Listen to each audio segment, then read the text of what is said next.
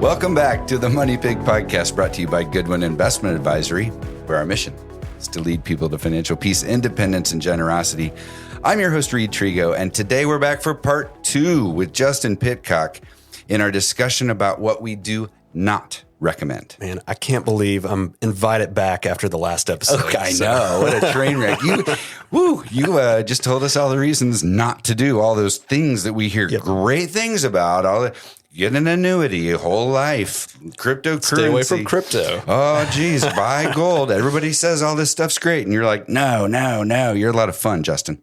And still got invited back. You did. You actually are a lot of fun. And like I was saying in the last episode, it's not like you don't know anything about this stuff. I'm bringing the stuff up. You're explaining why it can be a decent option in some circumstances, just not nearly as many as the ads are telling you or the salespeople are telling you. And that's a very reasoned way to look at this rather than a no, never. It's a probably no, but not never. Yes. Yeah. Yep. Great. And gosh, I know we finished talking about crypto in the last episode, but I would like to add one thing. So, crypto's new to a lot of folks, and, you have to listen to the last episode, but there's a lot of scams out there. And I just, if it's something that you feel like you've got to do, you got to be a part of it, you need to be very educated on it, because there are people that are out there to just take your money. And unfortunately, we've seen some of our clients who've gotten scammed. And so just very cautious on that. But, great. All right, that's it. You got to listen to the other episode for the rest of it. You do, for the whole how Russia's involved and all that. The deep conspiracy stuff is in the last episode. No, I'm just kidding. It's not deep conspiracy stuff. I'm sure they, are benefiting from it. But. I love it when I kind of challenge you because your face gets red. Okay, we need to video some of these to just so you can see Justin. Please don't. Okay. All right. So here's another one. Everything the TV says and the salespeople say, this is a savior. This is great for people. You got to reverse mortgage your house. Ooh. So we went down the rabbit hole. It's something that we considered for certain clients. A reverse mortgage is like a lifeline. Okay. There's even if it was your last resort, you may not qualify for a reverse mortgage. All right. So the way this works is a reverse mortgage is a type of mortgage that's guaranteed by the government. Okay. I'm simplifying this, wrapping it up in a nutshell here.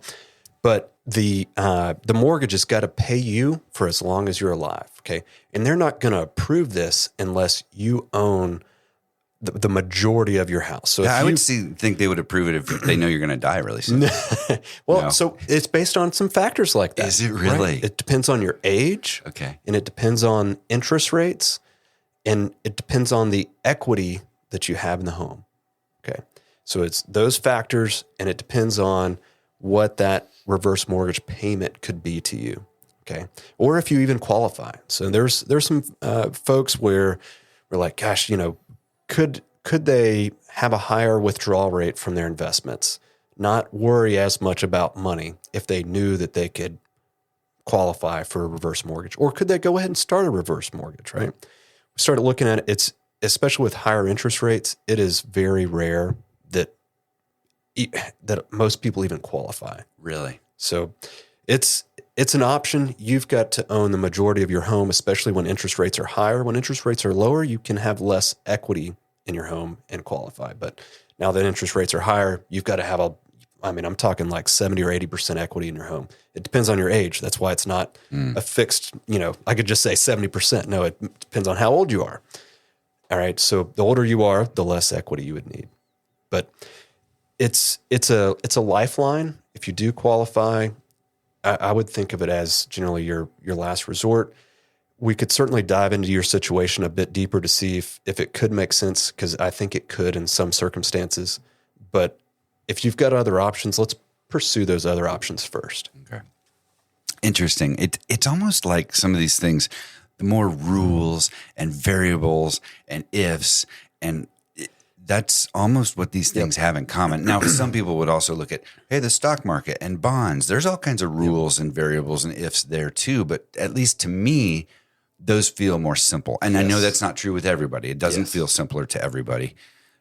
But when I'm I consider myself kind of the everyday guy. I know I have passed my Series 65. I'm an investment advisor representative. Stocks, so bonds, maybe mutual funds. Slightly more knowledgeable than your average person. But I still look at the world and I see, there's some really complicated things. And those turn out to not really, really good for you. A lot of rules around reverse mortgages. And it's because, I mean, if you are collecting a payment for the rest of your life, they can't kick you out of your home if the mortgage goes upside down, right? Where they've paid you out more than the value of your home. So those rules are in place to make sure that doesn't happen. Got it. Okay. And I was wondering, like, what do they do? I mean, how do they protect themselves? They can't kick you out, which is kind of like the draw on how they sell this is like, hey, you could live to be 120 and we'll pay you this amount forever as long as you're alive. The rules are in place here to make sure that like you never end up getting paid more than the value of your home. Okay, got it. So it's not nearly as attractive as it sounds. Cool. Yeah. Okay, now this one is not sold hard. I guess a little bit, but this one actually surprised me because this is a very common investment vehicle, and you're going to say we typically don't recommend it. It's certificates of deposit, CDs at your local bank. So this is a big one right now, and there's we hear it all the time, and it's money market CDs paying 5%. Why should I invest money with you when I can get 5% guaranteed at the bank? Okay. Well, guess what? Last year, the S&P 500 was up 26.5%, somewhere right in there. Ridiculous. Awesome. Ridiculously awesome. Yeah, it was fantastic. Yeah. Meanwhile, people were sitting on the sidelines with their cash that they had pulled out of investments in 2022 because the market had a bad year in 2022. Interest rates had gone up. That was part of why the market declined. They saw this nice yield on risk-free assets. So they sold low. They bought a CD that paid maybe 5%. And then in 2023, markets were up 26.5% for the S&P 500. Our aggressive accounts were up around 30. And meanwhile, they're over here with their 5%. They just missed out on this rebound, and it's going to take them years to come back. Okay, and so it's called the cash trap. Okay, a CD is a cash alternative. And Dave Ramsey kind of coined the phrase certificates of depression.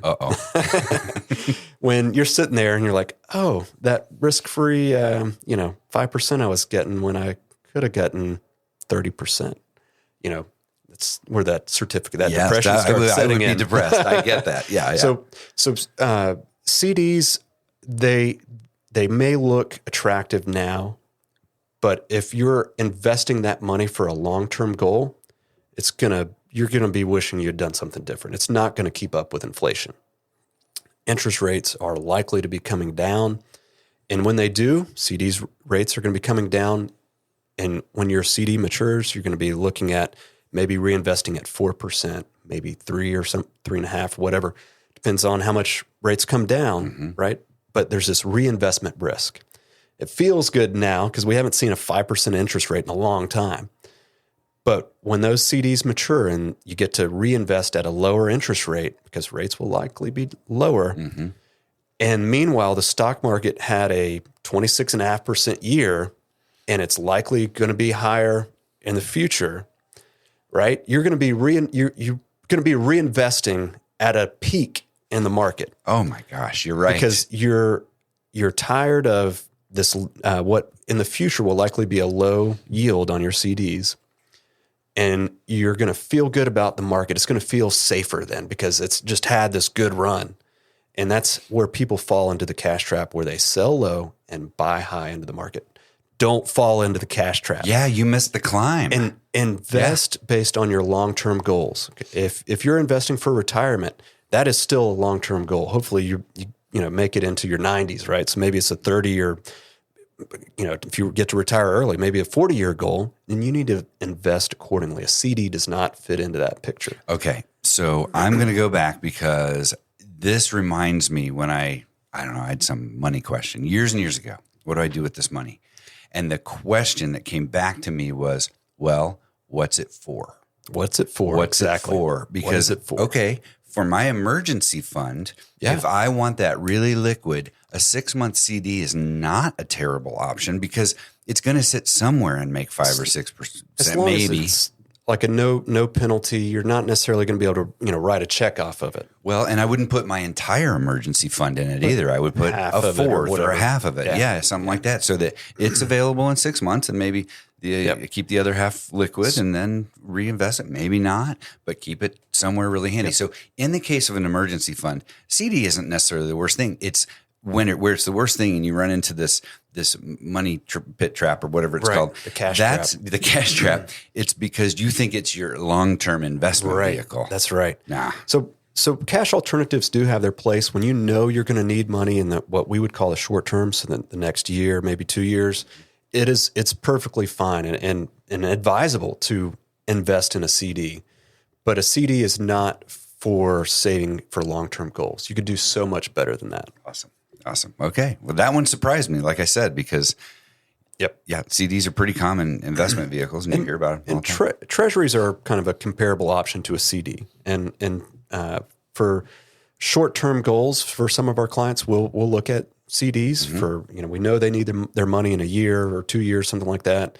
And so we're focused on preservation of their capital. It's always what's it CDs, for? What's it for? CD works for that. A treasury works for that. Treasuries, you don't pay state income tax on the interest on treasuries. Right. So if they're yielding the same, we would prefer the treasury. Plus treasuries are more liquid, meaning that it's easier to get out of a treasury than it is a CD. Awesome. Okay, there's CDs. Okay, the next one, not really an investment, but people kind of justify it to themselves as an investment in my family or whatever, but it's timeshares. This is just something that, look, I just shared on the previous episode, I have made pretty big annuity mistake. I have made bad financial decisions, but timeshare is just not one of those things that any of us really do. And it doesn't seem, it sounds great, but I don't think it's as great as maybe people think. Yeah, let's talk about what a timeshare is first. And it's you're buying the right to vacation somewhere, and you're signing up for an obligation to pay fees. So I don't have the right to just go to Cancun on vacation without this opportunity. You can still go to Cancun. Oh, I can still do it. Yeah. Okay. You don't have to have a right. timeshare. Okay, it's just you're buying the right to vacation within a family of hotel resorts, whatever it is. They've typically are there's high sales pressure. They try to throw in some sort of gift, a free, spa experience or whatever. Oh, I got a story about this. But you're signing up for an obligation to pay fees, and timeshares are hard to get out of. In fact, there's a whole industry where experts make a living by helping people get out of timeshares. Yeah. They can be that difficult to get out of. Mm-hmm. So I would consider it, think twice about it before you buy one. Yeah, that's right. So I'll tell you my story about this. Sure. It was a vacation club. I think it probably works the same as a timeshare. It sounds like it. So we're on vacation. We go to this resort, and we decide for the 90-minute presentation is probably worth it for a $250 spa credit. But is it really? Well, what could go wrong? I mean, it's a 90-minute presentation. 2 hours later. Yeah, exactly. 90 minutes from when? It wasn't the start of the presentation. Yeah. It was probably an hour in. But no, we're like over 2 hours into this thing. And they've shown us around the property and told us all, they show you all the best rooms. And so I'm like, okay, this is $250 spa credit. That's what we're going for here. My wife will love it. And finally sit down at a table and they present you your options. I'll hear them out. I'm curious how it works. First option was I don't even know what it was. You could vacation at all of these fancy resorts anytime you want. for like $248,000 was your initial investment. Goodness. I know. I was like, that's insane. So we laughed that off. And then they come back. I don't know if they go talk to their manager or whatever, but they come back with another option. They set that high anchor. Oh, yeah. Now you feel like the next price is a deal. Oh, you've been reading Chris Voss. Yeah. Never Split the Difference. That's Okay. right. Yeah. So, and then, I don't even remember where it got. Maybe down to like $13,000. They're just trying to get you to say. That is an extreme anchor. They must have read the book too. Yeah, I think they have for sure. Yeah. But I mean, we got out of there, but it wasn't without getting a little bit like, no, and we're out. Yep. Now give me my spot credits. And you have to like and then we were recently at this same resort and we see people being guided around by these sales guys. I'm like, you're looking at the vacation club. Oh, so no. was it worth $250? For the number of times I've told the story? Yes. Yeah. Yeah. Okay. I thought it's a hilarious story now. We didn't get ripped off and we were very happy with the spot credit. Good. So one life principle I've learned, and maybe it's more universal than I thought. Okay. So the more you suffer, the better the story. Yes. Right? So if you go on like a grueling vacation and there's unenjoyable experience, right? It makes the best story. And I don't know. I go on some trips where, maybe we hike a little farther than we thought or, Yep. find ourselves in a situation, the weather's not great or whatever, but it makes the best story. Best story. Absolutely. If everything. Do it again. Okay. This is an aside because this is life lessons with Reid and Justin. You're exactly right though. So, I don't remember what year it was, but it's when, here in Woodstock, Georgia, like 575 and 92 all flooded out. And I don't know if you remember. I feel like it was 2009 or something, but I don't know. We, that weekend, had gone camping outside of Chattanooga with another family. Gotcha. We're still friends with them. Very, very, very close friends with them. Best story. The best story. I mean, it is the worst weather. It was terrible. Oh, iPhones were just out. So we remember sitting in a Cracker Barrel looking at the weather app, seeing that there a lot of rain. Oh, there's a little break. We can leave Cracker Barrel, go pack up our stuff during this little break in the weather. And sure enough, it was accurate. It's just still the story we tell so frequently about how badly we got rained on. As long as you get a share in the misery, it's, people to share the story with. But I don't remember any of the perfect camping trips. No, but I do remember getting snowed on and rained on and everything else. So amazing. Okay, Thanks for that little interlude. Yeah. All right. Back on track here. Timeshare at camping. I don't know.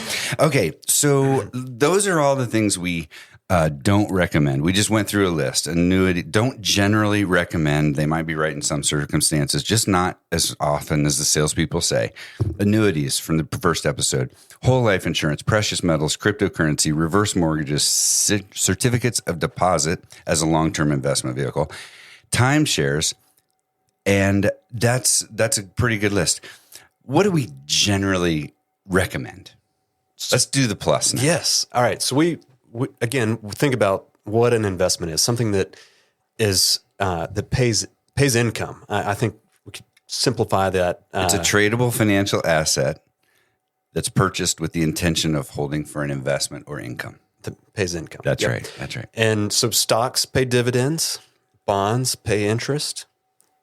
We've got all sorts of different flavors of that. You've got mutual funds. It's a single investment vehicle that has a basket of individual stocks or individual bonds that you can buy that whole basket by making one purchase. Mm-hmm. Makes it possible to take a smaller amount of money and buy shares in a ton of different companies, right? So stocks, bonds. There's non-publicly traded type of assets, so private placement real type estate things. Yeah. We talk to our clients all the time about buying an investment property, right? Whether that's a mountain home or a beach house somewhere that they, lake house, whatever that, they put into a rental program. Real estate can be a good investment. There's real estate funds that are privately held. Like real estate investment trusts? Yes, like that. There's public and private, right? Oh, so sure. There's publicly traded debt like bonds, and there's private funds as well, like private credit. Oh, okay, right. So there's private credit funds.